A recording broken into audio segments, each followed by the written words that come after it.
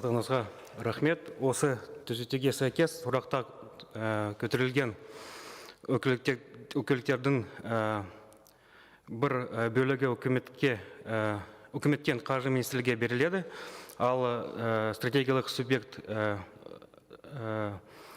бойынша шешім қабылдау құқығы үкіметте қалады. Ал оның негізі стратегиялық субъекттің әлеуметтік экономикалық маңызы бар мүлік болып табылады. Жауапкершіліктің қандай формалар қарастырылған жалпы біздің заңнамамызда? Заңда жазған, как прописано в законе, соответственно, закон. Что конкретно прописано?